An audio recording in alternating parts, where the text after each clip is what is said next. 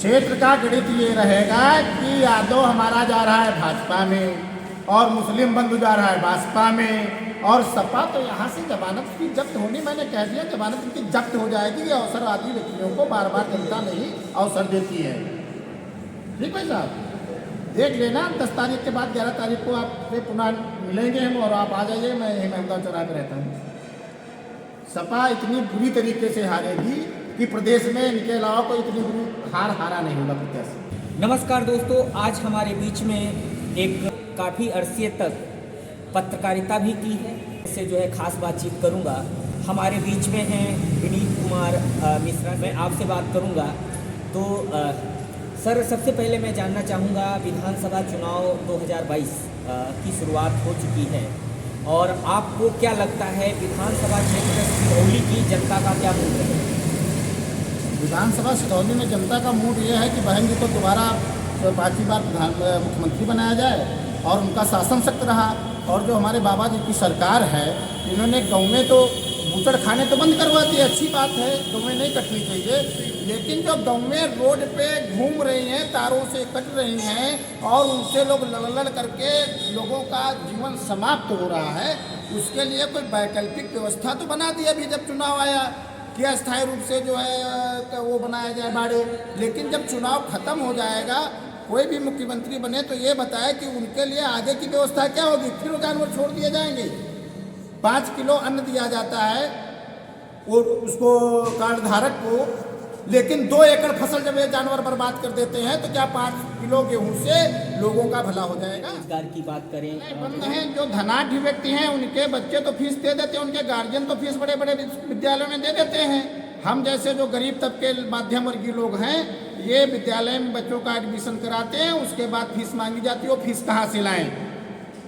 और इसलिए पढ़ाई तो बिल्कुल ख़त्म हो गई बच्चों की। आगे का जो जनरेशन आने वाला है, हमारे बच्चे जो देश का भविष्य हैं, उनके साथ खिलवाड़ की जा रही है।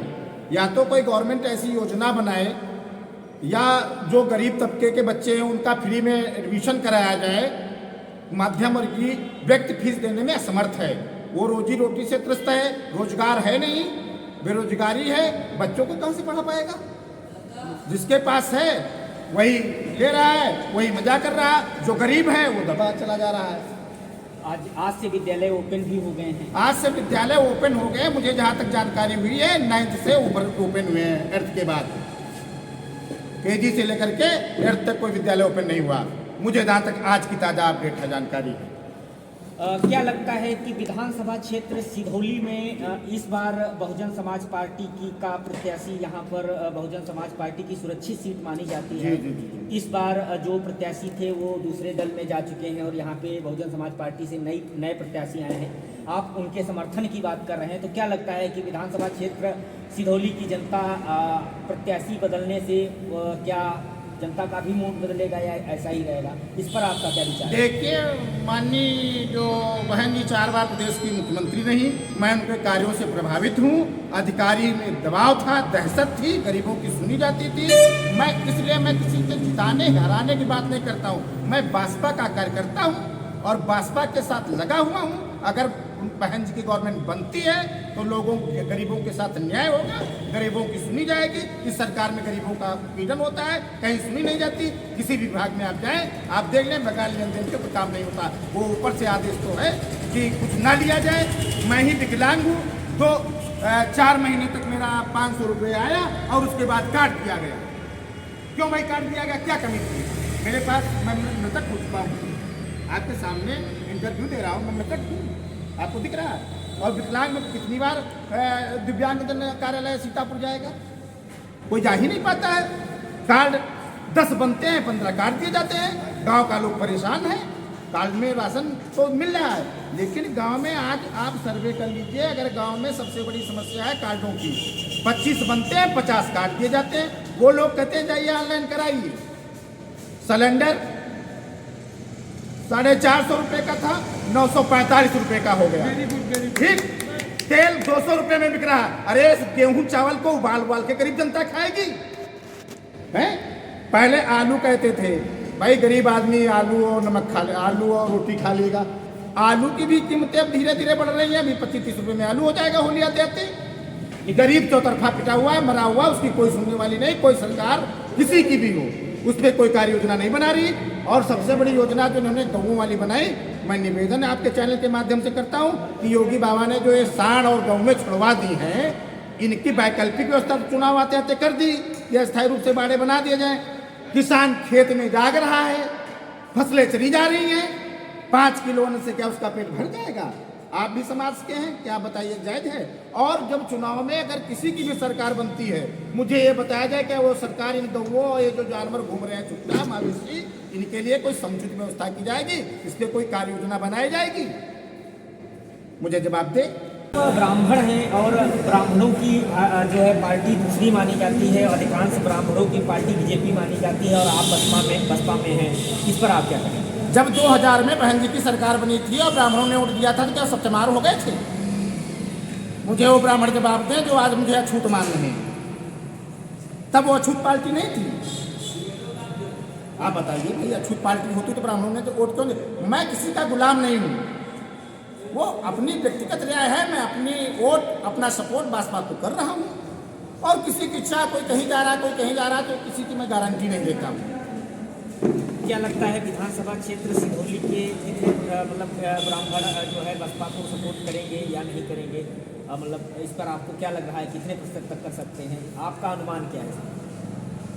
20-25% तो ब्राह्मणों को बसपा में जाना चाहिए, बाकी तो खैर वो अपने जहाँ जाते हैं वहाँ जाएंगे। और हर कास्ट में है, अब की बार जो है ब्राह्मण क्या हर वर्ग का जो सपोर्ट बीएसपी को मिल रहा है। अब वो है, किसी का समय है, किसी के गर्दिश है, किसी के स्टार हैं, बात अलग है, लेकिन सांसद बहन जी से अच्छा कोई आज तक नहीं बना, किसी ने नहीं चलाया प्रदेश में। गुंडे अपने आप भग जाते थे, किसी को ठोकने की जरूरत नहीं पड़ती थी, अपने आप भूमिगत हो जाते थे। अभी आप देख रहे हैं कि यहाँ पर अपराधियों पर बहुत ही त्वरित कार्रवाई हो रही है, और अपराधियों पर तुरंत घरों पर बुलडोजर चलाया जा रहा है। जहाँ देखो वहाँ तुरंत जो है उनको ठोक दिया जाता है। जी।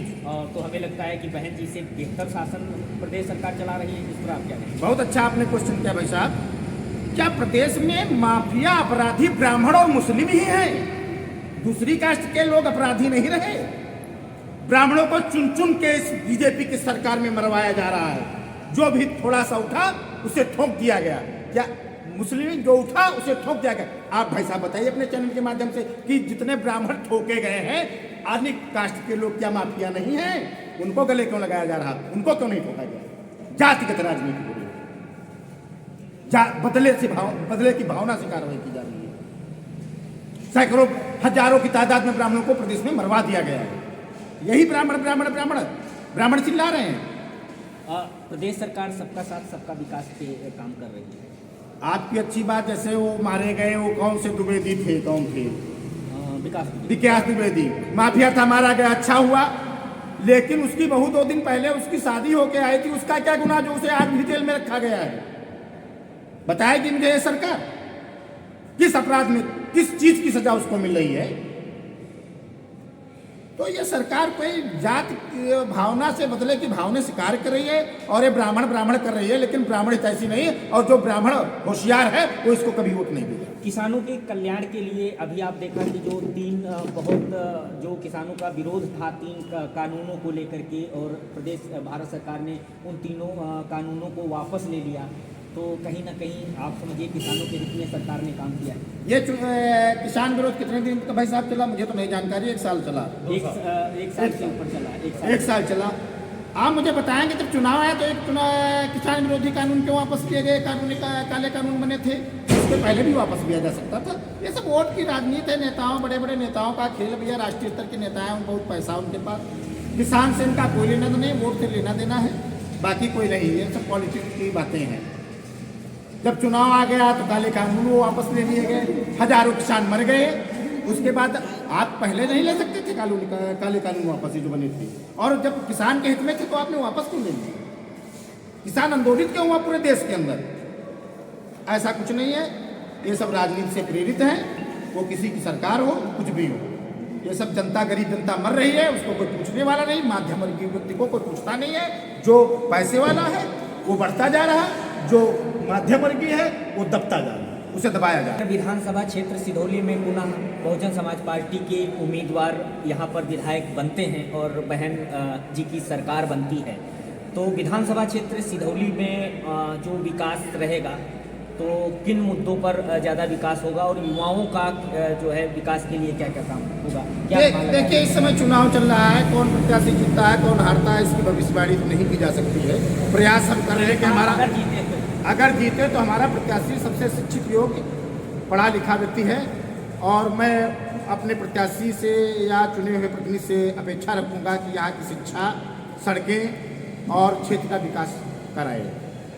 मुझे उससे उम्मीद है और कराए। रोजगार के लिए छोटे छोटे उद्योग धंधे जैसे चल रहे हैं लगवाएं। ये तो बात की बात है, किसकी सरकार भैया बनती है, कौन विधायक बनता है, इसके विषय में तो अभी मैं कुछ नहीं कह सकता हूँ।